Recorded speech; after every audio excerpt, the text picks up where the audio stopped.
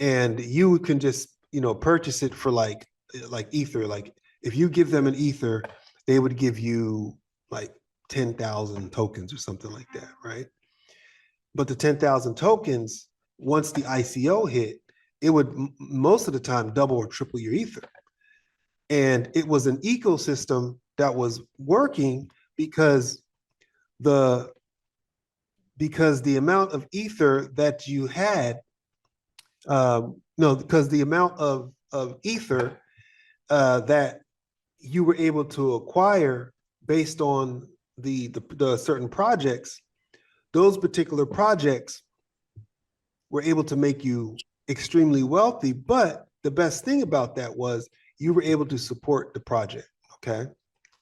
So it was like an ecosystem. I would purchase the Ethereum. After I would purchase the Ethereum, I would use the Ethereum to support a project. Therefore, I would get these ICO tokens, initial coin offerings. Those initial coins would come in. Then when the project gets released to the public would listen and see all the amazing things that this new technology would do. And then they would purchase the tokens. But then the tokens that you were able to get for 5 cents is now worth like 50 cents or 60 cents. And back then, that particular ecosystem worked because they had exchanges. The exchanges that were on that were allowed at the time were just made by people within the community. Now those exchanges became decentralized exchanges, but at the time they were actually legit exchanges. And you were able to move in and out of tokens, and different people that were creating these projects were able to get funding. So you were able to, so the retail pretty much controlled everything, and there was no investors, like, credited investors and stuff at the time. And the market was strong, it was powerful. It didn't even reach $1 trillion. Most of the tokens that were on there were people were able to see them. I can show you an example. Let me show you this really quick. Let me stop sharing. I'm going to show you something. Show you how this has changed. All right, now here's my CryptoSpiracy site. Okay, and we'll get back to Ethereum. Okay, because just to finish up with Ethereum real quick, the reason why I was talking about the smart contract of Ethereum is because Ethereum has a staking algorithm, or let's say we'll just call it algorithm, staking algorithm, where if you own 32 Ethereum and you stake them, you become a transaction node. That means that the information is going to travel through the information that travels through the transaction node. You get paid for those transactions.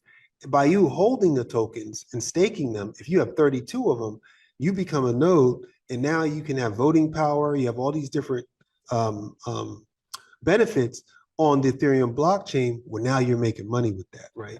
Now it's good for Ethereum, but 32, with Ethereum being like $4,000 a piece, that's a heck of a lot of money. You see what I'm saying?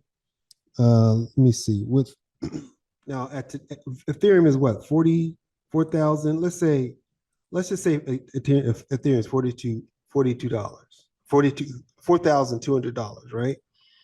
We multiply that times 32. If you have $134,400, you can purchase Ethereum. And then once you have your 32 Ethereum, put them away into staking. And now you're going to earn every year, every 6 months, as long as you own those tokens, every time you're going to make money just by holding those tokens. And you have a lot of rights on the network. So me personally, if I had $134,000, I would purchase 32 Ethereum and just actually be happy as a, I don't even want to curse on here. But let me tell you something else that's going on. It says here that Tom Lee predicts Ethereum price could reach $12,000 because they're going to start to have an ETF is going to come in. People are going to start using Ethereum more. The banks are going to start using it. Retail is going to start to catch on and be able to get involved. there are so many things that are coming down the pipe with Ethereum that it's just crazy. And then you have XRP. So yeah, this is a really strong token, okay? But it's $4,000, right? The average person doesn't have that type of money. So what we do at the DeFi Jedi group meeting, mastermind group, is we see and find the ones that haven't really hit that yet, but have the potential to hit, like an Ethereum. What problem are they solving?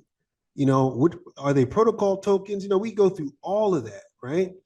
And what I have done is I identified some of the ones that are actually in the market that I think the categories that we should look at. So we go to the categories, and for the past couple weeks, I was explaining that AI and big data, real world assets, gaming, DePIN, okay, and DeFi AI, Decentralized Finance AI. These have the potential, but since they're not ICO, right, you're not going to get the benefit of it coming later. So you really want to look for ICO tokens. I would like to show people how to search for those ICO tokens, because we can still actually do that now. It's still available for us, but we have to, it's still available for us, but we have to know what we're looking for, okay? So let me say, hey, Ralph, how you doing? I'm just going over the different tokens and stuff. So, but I'll get back next week. We're gonna have a full meeting, or this Friday, where everybody's gonna talk and we can participate. I'm just gonna use this time to actually show the different tokens and the future strategies. Okay, let me I'm sorry, I was on mute. I was just looking up over you. Okay, I'm back on mute. Okay. Yeah, it's okay, no problem. I'm just gonna get back to this. Okay, Rob. Yes, I'm just listening in, and if I step out, I gotta go clean this bathroom. All right, so I just step in and step out. All right.